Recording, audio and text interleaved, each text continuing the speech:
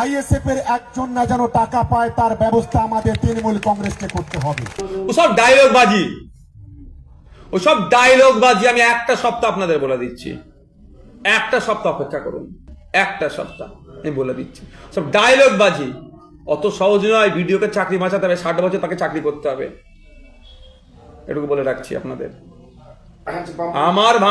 আমাদের ভাঙড়ের আমি বিধায়ক, আমার মানুষের অধিকার কেড়ে নেবে, আমি চুপ থাকবো? আমি একটা সপ্তাহ দেখবেন কি করি, এতটুকু বলে রাখছি।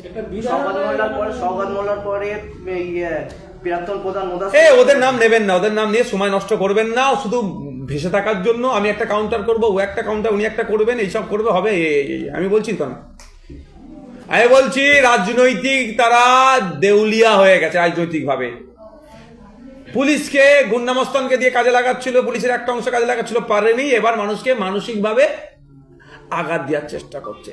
তৃণমূলের ব্যাংকের কোষাগার থেকে টাকা আসে না, রাজ্যের কোষাগার থেকে আসে। আর রাজ্যের কোষাগার পূরণ করে ভাঙড়, ক্যানিং, দার্জিলিং, জলপাইগুড়ি, বীরভূম, পুরুলিয়া, বাঁকুড়া, ঝাড়গ্রামের সাধারণ মানুষের মেহনতের টাকা দিয়ে কোষাগার পূরণ হয়। এটা মাথায় রাখতে হবে। এটা সরকারি প্রকল্প, তৃণমূলের প্রকল্প নয় যাকে ইচ্ছা দেবো আগে ইচ্ছা দেবো না।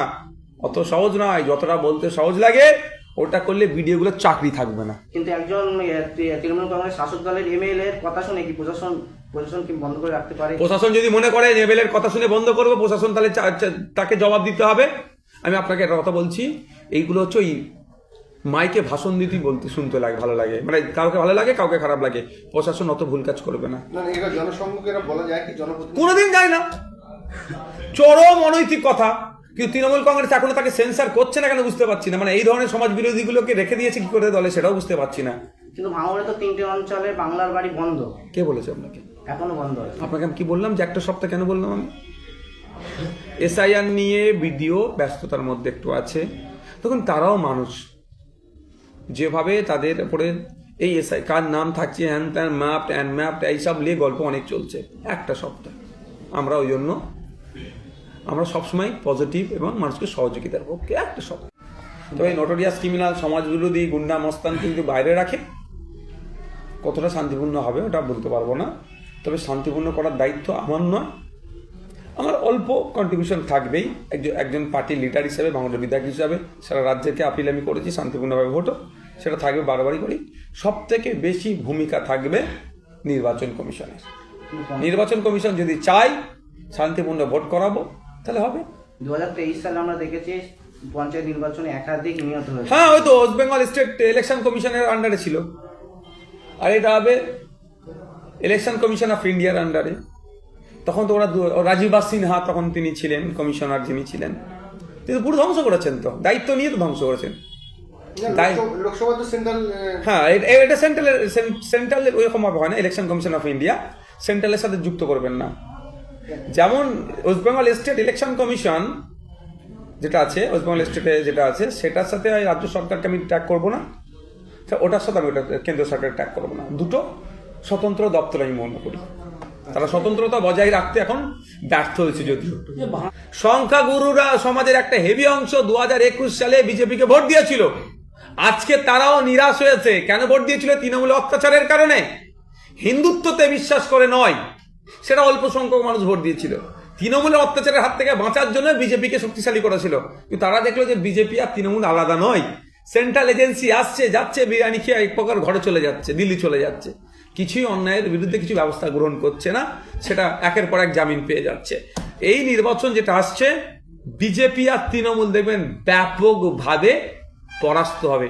ওই পরাস্ত হওয়ার সম্ভাবনা ওদের আইবি ফাইবি যাই বলুন না কেন, ইন্টারনাল যে পলিসি যারা ক্রিয়েট করে বা তাদের যে টিম আছে তারা বুঝতে পেরে গিয়েছে। ওই জন্য এরা সুকৌশলে এসআইআর ইস্যুকে জিইয়ে রেখেছে। 14 তারিখে পাবলিশ হওয়ার কথা, 28 তারিখ কেন নিয়ে যাচ্ছে? এর মধ্যে বড় বড় রহস্য লুকিয়ে আছে। এসআইআরটাকে সামনে রেখে নির্বাচনী বৈতরণী পার করবে কারা? বিজেপি, তৃণমূল, আর ইলেকশন কমিশন সামনে আছে। 2021-এর নির্বাচনী বৈতরণী পার করেছিল কিভাবে? সিএ এনআরসি করে। এবারের ইস্যু হবে দেখবে নির্বাচনে মিলিয়ে নেবেন। শিক্ষা, স্বাস্থ্য, কর্মসংস্থান, দুর্নীতি, চাকরি চুরি, এই সব ইস্যু থাকবে না, দেখবেন এসআইআর কে রাখবে এরা সামনে। এই দুটো দল বুঝতে পেরে গেছে এদের পাশে আর মানুষ নাই, ওই জন্য ইস্যু এটাকে ধরে রাখছে।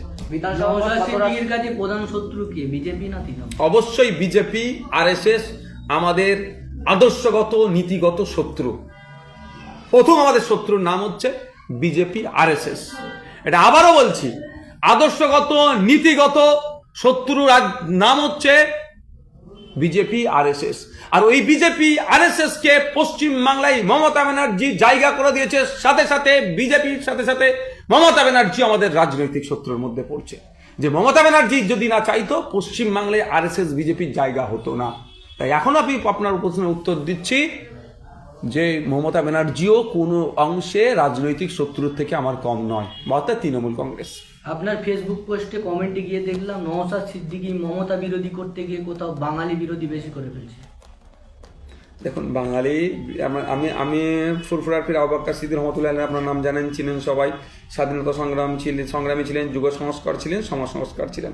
আপনারা জানেন একটা ইতিহাস, যে একটা সময় ছিল কলকাতা আলিয়া মাদ্রাসায় এটা ফরমান আনঅফিসিয়ালি জারি করা হয়েছিল উর্দুতে ধর্ম শিক্ষা অর্জনের কথা। তখন ফুরফুরার পীর আবু বকর সিদ্দিক রহমতুল্লাহ আলাইহি বাংলায় ধর্ম শিক্ষা অর্জন করবে, বাংলায় সবচেয়ে এ হবে, বাংলা ভাষার প্রতি তার দরদটা তিনি দেখিয়েছিলেন। বাংলাতে বইপত্র লেখালেখি করে তিনি অনেক এই বাংলাকে যারা চাপিয়ে দেওয়ার চেষ্টা করছে, মানে দাবিয়ে দেওয়ার চেষ্টা করছিল, তার বিরুদ্ধে তিনি লড়াই করেছেন। তার রক্ত আমার শরীরে বইছে। বাঙালি বিরুদ্ধে আমি কেন হব?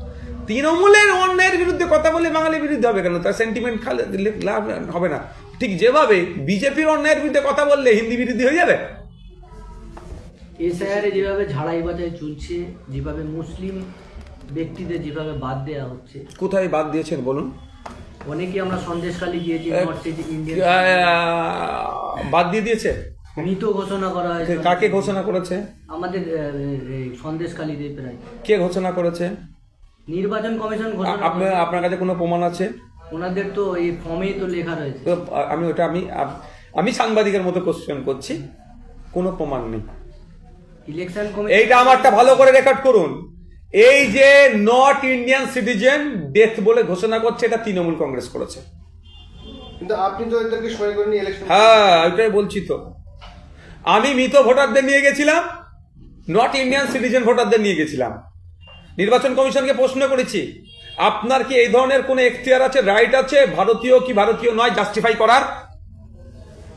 স্বাভাবিকভাবে কে ভারতীয় নয় এইটা জাস্টিফাই করার দায়িত্ব হচ্ছে মিনিস্ট্রি অফ হোম অ্যাফেয়ার্স। যেমন নির্বাচন কমিশনের ক্ষমতার মধ্যে পড়ে না একটা রাস্তা তৈরি করা, নির্বাচন কমিশনের ক্ষমতায় পড়ে না আলিয়ার 4টে কম্পিউটার দেওয়া, স্কুল তৈরি করা, হসপিটাল তৈরি করা, ইউনিভার্সিটি তৈরি করা। এটা এখতিয়ারের মধ্যে পড়ে না। ঠিক এখতিয়ারের মধ্যে পড়ে না কে ভারতীয় নয় কে ভারতীয়, এটা যাচাই বাছাই করা। আপনি কোথায় লিস্টগুলো দেখেছেন আমি বলে দিচ্ছি আপনাকে। লিস্ট দেখেছেন পঞ্চায়েত অফিসে টাঙানো আছে। লিস্ট কোথায় হয়েছে? বিএলও অমুক অমুককে বলেছে। এটাই তো পঞ্চায়েত অফিসে লিস্ট টাঙাবে কারা? নিশ্চিতভাবে বিরোধী দলের কারো সাহস হবে না। পঞ্চায়েত অফিসের ওই পঞ্চায়েতগুলো শাসক দলের আন্ডারে আছে, বিরোধীরা এখানে অপোজিশনেও নাই, মানে বিরোধীদেরকে তো নমিনেশন করতে দেয়নি। তাহলে পঞ্চায়েত